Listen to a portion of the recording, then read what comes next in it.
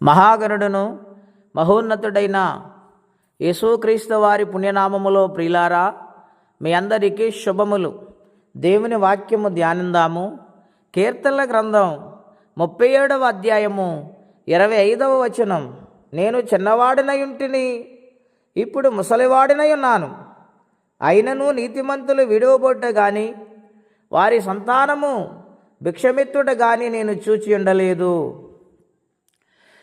ప్రిలారి ఉదయ కాల సమయంలో పరిశుద్ధాత్మదేవుడు మనందరితో మాట్లాడుచూ ఉన్నారు. వాక్యములో రాయబడిన మాట దావీదు గారు తన అనుభవంలోంచి వ్రాస్తూ ఉన్నాడు. ఆయన ఆలోచించి ఎంతో ధ్యానించి ఆయన వ్రాస్తున్న మాటలు ఇవి. ఆయన చిన్ననాటి నుంచి చూస్తూ ఉన్నాడు. ఎవరిని? నీతిమంతులను.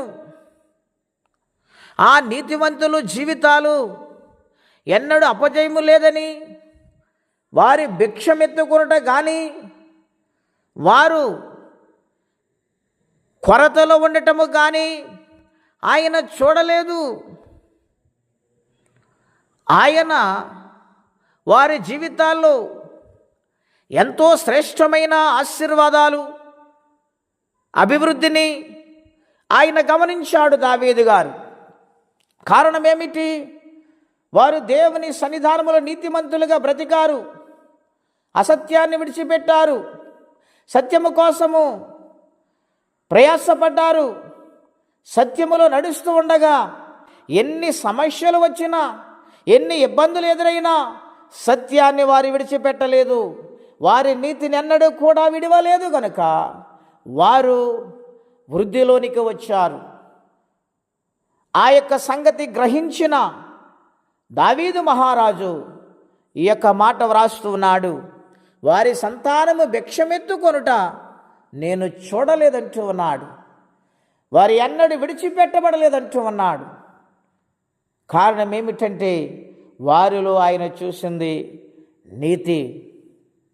దేవుని బిడ్డలారా, నీతిమంతుడైన యేసుక్రీస్తు వారిని అనుసరిస్తున్న మనందరము కూడా ఆయన నీతిలో నడుస్తున్నామా? ప్రతి మానవ జీవితంలో లోటులున్నాయి. ప్రతి మానవుడు పాపై ఉన్నాడు. ఆయన శిలువ రక్తంతో కడగబడి శుద్ధీకరించి ఆయనను అంగీకరించి మారు మనసు పొంది రక్షణ పొంది దేవుని సన్నిధిలో సాగిపోతున్న మనము నీతియుక్తమైన జీవితాన్ని కలిగి ఉన్నామా? ఆలోచన చేయాలి. బైబిల్ గ్రంథాల మహాభక్తులు మనకు కనబడుతున్నారు. వారిలో యోసేపు గారు పాపము నుండి పారిపోయాడు.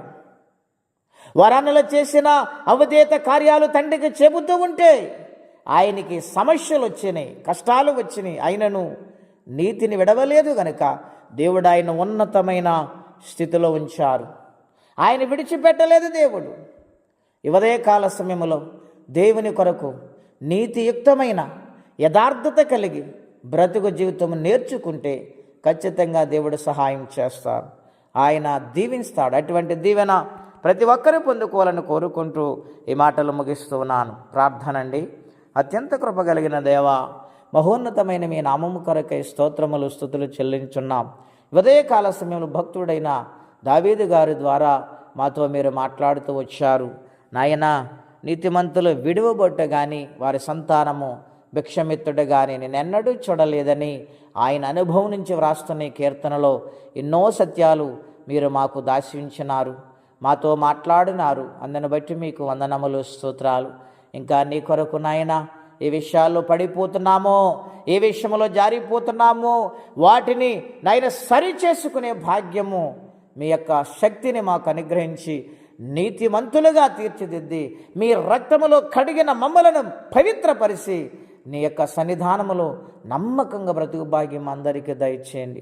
ఎవరే కష్టాలు, బాధలు, ఇబ్బందులు ఉన్నారో వారికి నీ సహాయం పంపించమని, ఈ దినము దీవెనకరంగా మార్చమని యేసుక్రీస్తు వారి పుణ్యనామములో ప్రార్థించి వేడుచున్నాము తండ్రి.